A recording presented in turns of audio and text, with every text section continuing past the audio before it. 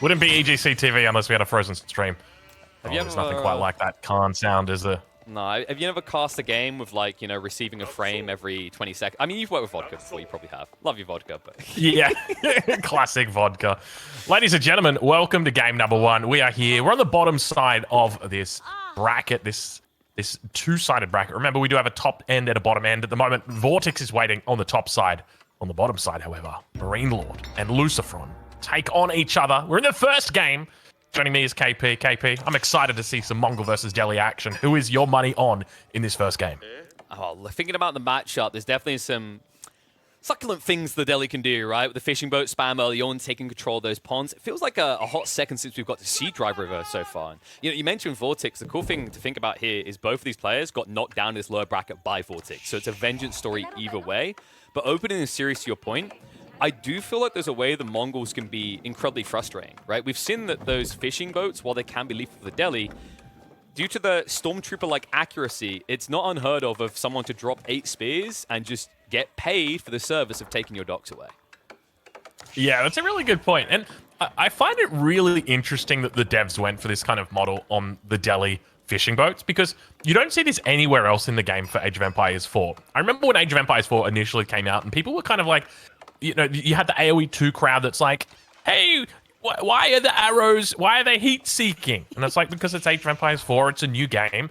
And then everybody gets heat-seeking arrows except for these fishing ships. Like, what did these guys do wrong? Why don't they get heat-seeking arrows? So, in fairness, the archery ships, like, it's not that they're accurate. It's more like, you know, if I gave you a rifle or a minigun and you weren't confident about your accuracy, like, you're going to take the minigun, right?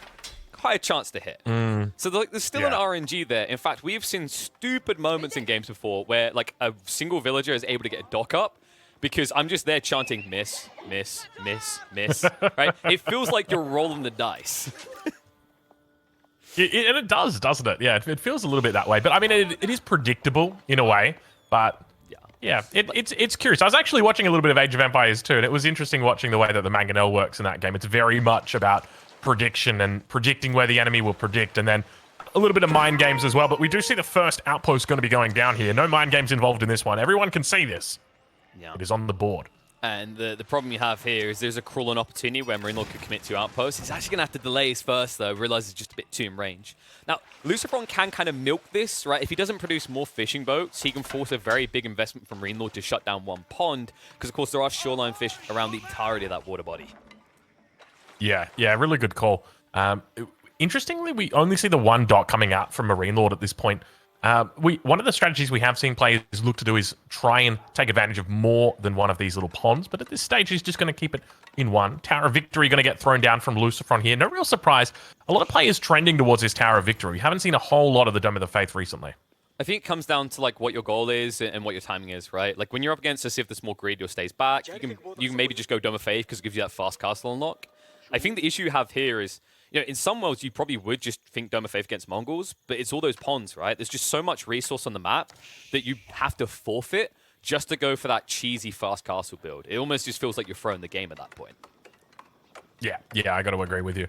And we can already see LucifroN deleting the mining camp out here. Doesn't want that to be sieged down with the bounty handed over to his Mongol opponent. So, nice little move there. And we can see now MarineLorD has ceased making any more spears. He's just going to stick it with the 6 spears, and the age up will be coming through any second now.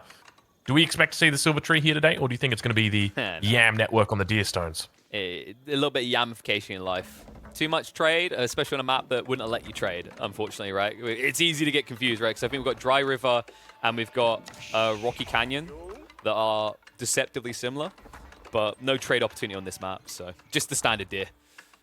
It's a good reason to expect the standard deer stones here. But hear me out. You let LucifroN get 2 of the sacred sites, he has too much gold. He builds a marketplace to trade.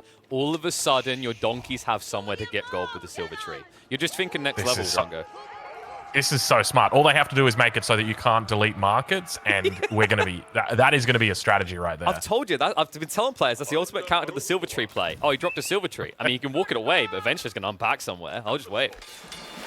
I'll just wait and I'll just trade to it. But we do now see the additional ponds getting taken. So we've got the topmost pawn being taken at the moment. And look at this, just slowly and steadily securing up all the pawns on the map. Each of these players are taking their respective 3 pawns. Spearmen making their way across. Going to be looking to try and chase away some villagers, but if the fishing boats have got anything to say about it, they'll be just barely scratching the surface here of these units as they run by. Yeah, the fishing boats, all they have to say to this is, wait, come back here. We need to have this fight on this specific... Why are you not... Come on, bro.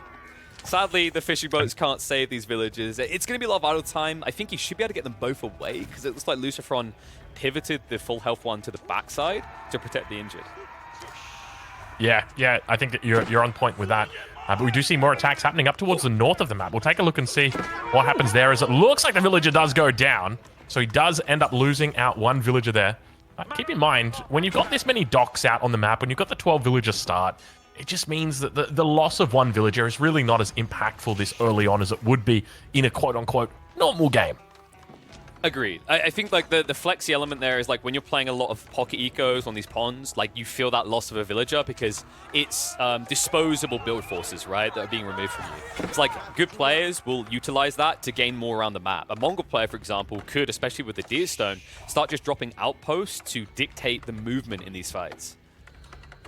Yeah, really good point. We do see 111 coming out though. GU8 getting very excited. He already got a mention earlier. Now we give him a second mention as well. The 111 coming out. Is it going to be a 111 from both players? No, it's going to be a double archery range coming out from MarineLorD on the Mongols. So I'm suspecting we might see a bit of an extended feudal age here. Not a lot of synergy here with the fact he's got quite a large amount of food that's going to be coming through from these ponds. So that's going to be one thing to note. Well, how many ponds are we split with here? I think he's on 3 and his opponent's on 2, right? So like he's kind of got an edge where he can play around these naval engagement areas where maybe the horsemen can't get in because of the choke points. Also, there's the outpost given the yam. So I don't mind this approach from MLord. Something that is surprising me is the fact that LucifroN has gone for the 111, but he hasn't at least gone for 1 blacksmiths yet. So he's not even passively unlocking those techs. Yeah, that's a good call. We've started to see more Delhi players looking to delay this. There was an age where we saw double blacksmith opening as the standard play. I remember watching B back in the day on base and going with the double mosque, double blacksmith opening, but it seems to be a little bit more left on the wayside these days. So, yeah, interesting that LucifroN's opted for this decision early on. Burn down coming through. Now, if he just commits to it, he will be able to get the dock. Pair crew is going to be pulled though, so have to retreat towards the outpost. And to your point quickly, there are still some players that we see do it. So interesting enough, the bro of the Delhi player here, Vortex occasionally does it. I think the Muslim still does the double blacksmiths a lot as well, if I'm not mistaken. It just feels like a kind of like read the room type situation. I guess the logic here is, you know, that's 150 wood. You could be pushing into additional archers right now or into additional fishing boats. Yeah, it might not seem like a lot, but I guess it does start to stack up, doesn't it? You know, maybe you get that production out a little bit sooner. So it means that your archers are slowly trickling in before your enemies are. So, yeah, there's some upsides to making sure that there's some upsides to skipping that blacksmith, even though it does only seem like such a small, negligible amount of wood. But slowly and steadily, those archers are pushing upon the base of LucifroN. He's got that YAM network, though, buffing him up. And keep in mind, obviously, not going for the silver tree here. It's going to make it, or guarantee that he's got that beautiful mobility. So he's got the mobility of the archers up against the extra attack speed of the archers. Who's going to come out on top? That's the question, KP. Well, right now, numbers look really good for MarineLorD. The goal here is for him to just kind of bait in these horsemen. We have to remember those spearmen move absurdly fast. This thing's 1.44 movement speed. Then there's the charge bonus. It's almost impossible to disengage if you look away for even half a second here. But good micro. Then the Khan gets involved. Yeah. Now you're talking about some supersonic movement right there from those spears. It's crazy how fast they get, isn't it? When you really think about all the buffs that are stacking up, YAM, the charge, the Khan, it's crazy how quick these units get. And what feels like an unlimited charge, right? They buffed it. It used to be 5 seconds, but triggered twice the range. Now it's 10 seconds, and I think it's like a 1.5 tar range. And I've heard from players, like, you know, a lot of people are like, why are the French doing so bad? There's a lot of reasons, but one of the kind of like secretly hidden details to it is players have talked about the fact that they think their knights are safe and they look away for a moment, and all of a sudden there's just spears on top of them like wolves on an innocent, unarmed creature. It's just painful. Yeah, you're not wrong. Now, where is the demo ship? Surely there should be a demo ship coming along any second right now. I don't know. I just feel it. You see that many units sitting right next to a dock, sieging it down. Demo ship, where are you? It's so tough, right? It's 160 resources for a start to Gamba. And the problem is, like, players are getting really good at what's happening here when MarineLorD stays on the inland. And as we know, Yeah. you know, these demo ships, well, apparently there's some new laws passed. You can't have C4 explosives anymore, right? You only get fireworks. They're not very impressive. Yes, it's unfortunate, but government regulations have been getting us down for quite a long time. Fortunately, though, the horsemen don't look to abide too much by it. What's the status right now of LucifroN? Do you reckon he's in a position to go to Castle Age? I mean, he's got the single sacred site, so that's doing well for him. Like, okay, you know what that right there? That's like sunken cost fallacy logic of like, oh man, I bet $100. Might as well bet another 20. Like, I've got one sacred site. I can just do the Castle Age. He could, but it would cost him something, Drongo. It would probably cost him the game, because look at the size of MarineLorD's army. It's not slowing down. This is a good point, yeah. And I guess the reality is when you're up against something like the YAM network, even if you're pumping out men-at-arms, you're not going to be able to catch those archers. They're going to be able to cut you to the ends of the earth. So realistically, what are you gaining by going castle? You're gaining access to the compound of the defender, gaining access to keeps, but even then a keep might keep you alive, but it's not gonna win you the game. No. And like, well, here's the other thing, right? You need to get 1,800 resources to go up. Then you need to get another 600 for the keep. Then you need to build the keep. So unless you're going to like get a gentleman's agreement out of MarineLorD to not push you for 2 minutes, it's just not viable here. Well, we might switch it over from the villager count over to the income for a minute, just so we get a bit of an idea of how these guys are trickling along. The horseman numbers are starting to build here for LucifroN, though. Yeah, Lucy. And whoa, he's got a lot more food. This is a bit of a win condition. Is he hard on the berries right now? He must be exhausting that fully at this point to get those kind of numbers. Flash coming in. Yeah, though. it's a lot of food coming through, though. But take a look at these horsemen on the front side. He's doing a great job of baiting forward the spears. At the same time, spears coming out from LucifroN, looking pretty solid, but realistically, there's not a whole bunch of cavalry coming out from MarineLorD's side. No, and it kind of distorts the army value, right? LucifroN is expending a lot more on horsemen in this situation. It's a bigger risk if he loses his mass. There's a point at which you can kind of flood the fight, but the thing that's been brilliant from MarineLorD is look at the distance he keeps the spearmen back. Because of that YAM and the charge speed, he can afford to be that far away and not lose the fight. Yeah, that's exactly it. The YAM gives him so much flexibility here. Beautiful ability to just come in and tap out, tap in, tap out.